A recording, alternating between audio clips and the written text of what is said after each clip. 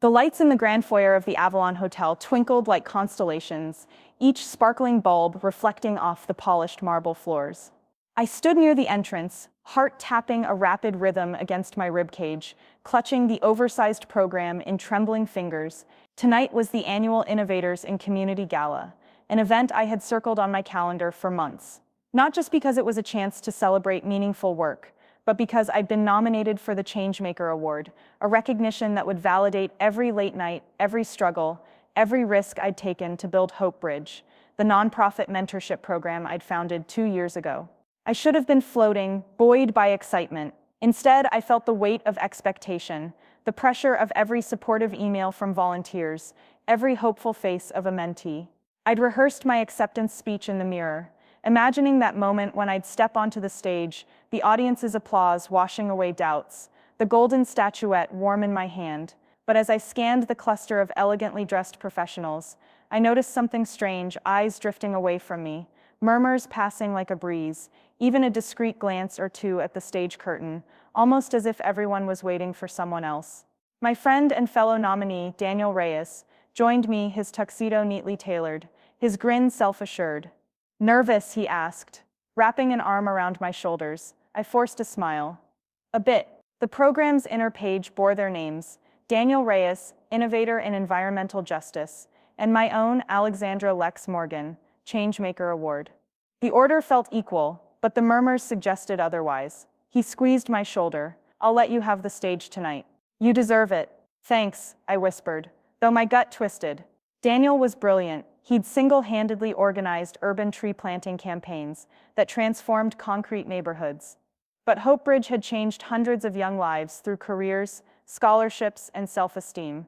I truly thought these awards nights had both categories. Yet as the orchestra's first notes drifted through the foyer, a hush fell. I caught the eye of Amelia Clark, the gala's glamorous host and a national news anchor. She looked past Daniel and paused at me for a split second, then moved on, greeting a different nominee with effusive warmth. Dr. Priya Malhotra. Dr. Malhotra, the pediatric surgeon turned health justice crusader, had pioneered mobile clinics for remote villages. Her name had been whispered as the front-runner. Her passion was undeniable. The crowd's energy seemed to orbit around her. I felt my heartbeat accelerate, free-falling into a pit of anxiety. What if they pick her? The thought flared like a warning. I leaned closer to Daniel. "Priya's wonderful," I said, soft enough that only he could hear. He grinned, unfazed. "Of course she is, but we're both winners." Then he, ever the charmer, stepped away to greet colleagues, leaving me alone with my nerves. Dinner was a dazzling affair. Floating trays of smoked salmon tartlets, caviar blinis, miniature kaleidoscopes of heirloom tomato bruschetta. I nibbled mechanically, scanning the tables for familiar faces, the board members of our sponsoring foundation, a few longtime volunteers, the 2 mentors who'd guided me through my own early career. They offered sympathetic smiles and encouraging nods. Yet even their support seemed tinged with the air of consolation prize, as if they were steeling themselves to say better luck next time. I swallowed, heart tight. At a table near the stage, I overheard 2 board members whispering. "Hope they recognize the dental clinic partnership," one said. "That program alone saved lives." "Yes," the other replied, "but Priya's surgical camps, unbeatable." My fingers trembled around my champagne flute. I wanted to lean forward, correct them. "Our youth mentorship has changed family destinies," but the words lodged in my throat. They announced a brief musical interlude, a soulful singer belting a lone ballad, the notes swirling through crystal chandeliers, the entire room lulled into reverence. I closed my eyes, the melody like a lullaby and a battle cry combined. I reminded myself why I'd done this work, not for trophies, but to honor the dreams of those whose voices had been ignored. When the last note faded, Amelia Clark returned to the podium, glittering in emerald satin. She carried an envelope, and the lights dimmed. A hush fell, so complete it felt like breath held in every chest. "As we celebrate tonight's nominees," she began, voice rich and clear, "let us remember that innovation is more than an invention. It is an act of courage, of hope, of service. Our Changemaker Award goes to Dr. Priya Malhotra." A ripple of applause surged. I felt the breath whoosh out of me. Priya Malhotra rose from her seat at the center table, radiant in ruby silk. She accepted the statue with tears shining in her eyes, delivering an impassioned speech about global health equity. The audience clapped and rose, a wave of admiration. Daniel turned to me, exultant. "That's fantastic," he said, but I could see the spark of disappointment. He patted my back. I forced a grin. Absolutely, but the world had shifted on its axis. The moment I'd imagined, rehearsed, coveted, belonged to someone else. I felt diminished, an echo of applause just beyond reach. I slipped out of the ballroom during the transition to the next award, my heels clicking on marble as I headed for the column-shaded foyer. The night air was crisp when I reached the outdoor terrace, a circle of stone surrounded by manicured gardens, the city skyline ablaze beyond. I leaned back against the balustrade, my chest heaving, willing tears to stay in their confines. The satin of my gown felt heavy against my skin. A voice came then, warm but hesitant. "Lex?" I turned to see Priya herself emerging through the doors, her award statuette cradled in one arm, a half-empty champagne flute in the other. She looked both triumphant and vulnerable. Up close, her makeup was smudged at the corners of her eyes. She smiled through her own exhaustion. "Hey," she said softly, tucking a curl behind her ear. "I saw you slip out." I managed a nod, words caught in a vice. "Congratulations," I whispered. "You were incredible up there." Her eyes glistened. "Thank you. It means so much coming from you." She sipped her champagne. "I heard about Hope Bridge. You've done amazing work." A tingle of gratitude warmed me. "Thank you." I paused, searching for something real to say. "It's funny. I felt like I'd already won. I thought the world would stop at my name." She extended the statuette slightly. "I get that. I practiced my thank you speech on the bus ride here." I laughed softly. "I practiced it on the subway." Priya leaned against the railing next to me. "Look, awards are great, but they don't define us. If anything, tonight was about showing the world what's possible. Your nomination brought Hope Bridge into conversations it never had before." I looked up at the stars, my chest steadying. "That does matter." She nodded, her expression earnest. "And now I can tell you want to talk about the mentorship program. I'd love to connect you with contacts in Geneva. Summit on Global Equity next month." My breath caught. "Would you really?" "Absolutely," she said, bright as a comet. "You deserve that platform." She took a breath, then added, "And once the evening settles, I heard people have been asking for you waiting by the stage door, hoping for a few words." My heart fluttered, 100 small butterflies dancing in my stomach. They are?" I asked, surprised. Priya smiled. "Everyone wants to know what's next for Hope Bridge. What drives the founder who builds futures?" I blinked, the sting of disappointment ebbing. "I had no idea." She smoothed her dress. "They want to hear from you." Then, softer, "Don't hide your story just because the award went to someone else. Your work is unforgettable." Inside, the ballroom had emptied slightly as guests drifted toward the stage exit. A handful of people stood in a loose line, murmuring in pairs, glancing toward the closed doors where the speeches had ended. I spotted Mara, my program coordinator, waving frantically. Next to her was Jordan, a former mentee turned volunteer, and several new faces I recognized from our outreach events, small business owners I'd helped launch through microloans, students whose first scholarship had come via Hope Bridge. Mara rushed over and threw her arms around me. "There you are," she exclaimed. "They've been lining up since Priya mentioned you'd be here." I hugged her back, warmth spreading through me. "I didn't expect this." She stepped back, eyes bright. "Expect it. You've changed lives tonight." She swept a hand toward the line. "Go on." I took a steadying breath and stepped toward the cluster of people. Each face held anticipation, hope, curiosity, gratitude. The woman at the front, a single mother who'd graduated from our financial literacy course, held out gloved hands. "Miss Morgan, your workshop taught me to save, to plan, to dream again. You gave me hope. Thank you." I gingerly took her hands. "It's my honor." Behind her, a young man with a sketch pad tucked under his arm beamed. "You inspired me to design my own scholarship fund. I've helped 20 students apply this semester." He held up the sketch pad, a logo in development titled Future Frames. My breath caught. "That's incredible." He shrugged, a blush on his cheeks. "I couldn't have done it without your story." One by one, they came business owners, students, fellow advocates, each with a small anecdote, a shared laugh, a photo or handshake.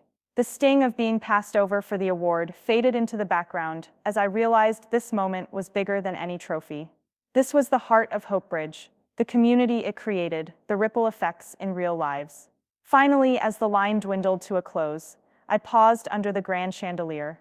Priya appeared again, slipping beside me. She extended the statuette. "You know," she said gently, "the official award's in a cabinet somewhere. But out here, this is your trophy." I gazed at the faces receding into the crowd, people whose futures had been shaped by our work. My heart swelled until it felt like it might burst. I turned to Priya. "Thank you for everything tonight. For inspiring me to keep going." She laid a hand on my shoulder. "And thank you for reminding me why I started." As the last guests drifted off, I stepped onto the now empty stage, the haze of spotlights still lingering above the podium. I tapped the microphone, its crackle echoing. I spoke softly at first. I wasn't chosen for the award tonight. Someone else's work shone brighter in that moment. Silence enveloped me, but it felt supportive, not empty. I continued, voice growing stronger. "But here's what I've learned. Recognition is fleeting, but impact is everlasting." Each of you who stood in line just now reminded me that awards don't define us, our actions do. I paused, letting the words settle. The hush was comforting, as though the room itself was leaning in. So I dedicate my moment on this stage to you, to the mentors who guided me, the volunteers who gave their time, the young people whose dreams define each sunrise. We are more than accolades. We are a community of changemakers. I looked out into the darkened auditorium, seeing a faint shimmer of nods in the balconies, imagining the rows of empty chairs as silent witnesses. Tonight, I stand here not as an award winner, but as someone who believes in you and in the power of every person in this room to create lasting change. I stepped back, heart light, the burden of expectation lifted. The applause came then, genuine, heartfelt, echoing through the cavernous theater. It wasn't just polite clapping. It was gratitude, solidarity, recognition rooted in shared purpose. I left the stage with a quiet flourish, the echoes of that applause guiding me. Outside, under the moonlit portico, I slipped the evening's program into my eco-thread tote. No trophy, but a notebook filled with names, stories, new connections.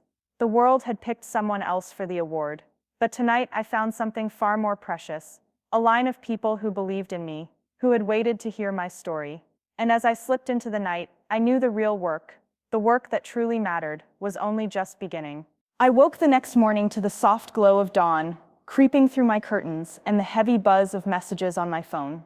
My thumb hovered over the screen as I scrolled through voicemails, texts, and social media notifications that had flooded in overnight. I'd expected a handful of congratulations notes, but this was something else. Astra Creative, loved your closing remarks. We'd like to feature Hope Bridge in our April newsletter. City Councilor Reyes, your speech moved me. Let's schedule a meeting about youth mentoring grants. Local news station. Can we do a follow-up segment on Hope Bridge's impact? Casey, former mentee. I told you I'd be there. You changed my life. And then one from Daniel. Lex, when can we celebrate properly? Drinks tonight? I exhaled, a grin spreading. The trophy stage had gone to Dr. Malhotra. But the true prize was this wave of opportunity. Partnerships, funding, media coverage, real lifelines for Hope Bridge. I met Daniel at a cozy rooftop bar downtown that evening. String lights twinkled overhead, and the city stretched in a glittering panorama. He slid onto the stool beside me, a tray of cocktails arriving as though on cue. To last night, he toasted, raising his glass. You were spectacular. I sipped my drink, something minty and effervescent, and laughed. You're off the hook. I'm still glowing. He nodded toward the skyline. You owned that stage, and this morning I found your speech printed in the local paper. They quoted you, awards don't define us. Our actions do. That line went viral on Twitter. My heart fluttered. I didn't expect that. He leaned forward, eyes bright. Then you really shouldn't underestimate yourself. What's next, Lex? I eyed the bar. Fundraising push for summer mentorships, and that feature with Astra. Plus, City Hall wants to discuss a youth mentoring grant for underfunded schools. He whistled. That's huge. He paused, then added softly, and hey, I'm thinking of starting my own initiative, Urban Gardens, and I want Hope Bridge to handle the youth programs. I blinked, touched. Daniel, that'd be incredible. Your environmental and my social impact together. He grinned. Just like old times, right? Dreaming big. I clinked my glass with his. Exactly like old times. 2 weeks later, I found myself in a glass-walled conference room at Astra Creative. Elena, fresh off her first week as Astra's sustainability lead, greeted me with an excited hug. "Ready to plan the circular design workshop?" she asked, bouncing on her toes. I smiled, pulling out my notebook. Ready? We dove into brainstorming hands-on sessions, where students upcycle textile scraps into prototypes, pop-up community labs, a final showcase judged by Astra's design directors. We fleshed out a 6-week timeline, budget, volunteer roster from Hope Bridges Network, and even co-branded eco-thread tote giveaways. Elena leaned back, beaming. "This is gonna be epic. And it all started when you didn't get that award." I laughed. Best rejection ever. By mid-May, we launched the Eco Astra workshop at a public art studio. 17 high school mentees, wide-eyed and curious, circled around benches littered with fabric swatches, sewing machines, and recycled plastics. Daniel had joined the fun, showing girls how to plant seed pockets in tote linings. One student, Jasmine, shyly approached me holding a lopsided tote lined with repurposed denim. "Miss Morgan," she said, voice trembling. I didn't think I'd be able to make something this cool.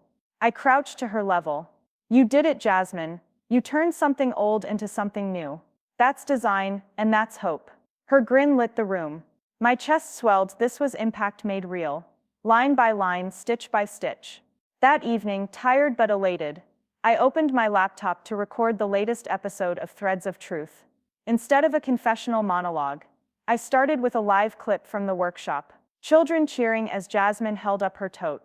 Then I spoke into the mic. "Last week, I didn't win the Changemaker Award. But then my community stood in line just to hear me speak. They showed me that the real measure of change isn't a statuette.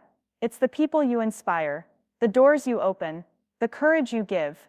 This week, Hope Bridge partnered with Astra and Daniel's Urban Garden Project to teach students that every scrap of fabric, every seed in the soil, holds the power to transform their world. If you felt invisible, know this: your voice, your actions, your story, none of it is forgettable. And sometimes the best recognition is the one you earn in the hearts of others. I clicked stop and exhaled. The journey from that cold brunch statement, "You're forgettable," to this moment was still unbelievable. 2 months later, at the National Summit on Community Leadership in Washington, D.C., I stood once more on stage, this time as the keynote speaker, not a nominee. The auditorium seated thousands, and as my slide of Jasmine's workshop flashed behind me, the audience erupted into applause before I spoke a word. I began, voice steady. "I once stood in a room waiting for an award I didn't receive. I thought that failure meant obscurity. But the next day, I learned that when people believe in your story, you become unforgettable." The crowd leaned in. Over the next 30 minutes, I wove anecdotes of mentorship, partnerships with Astra, and the transformative power of community, weaving in live polls and calls to action for the summit's attendees. At the end, Dr. Priya Malhotra joined me for a surprise duet kunda on stage. Daniel and Elena sat in the front row, cheering. Jasmine and fellow mentees streamed in via live video, their faces a mosaic of pride. As I walked off stage, the summit chair handed me a plaque, Keynote Speaker, 2025 Summit on Community Leadership. No gilded statuette, but something better, a platform to amplify every story like mine.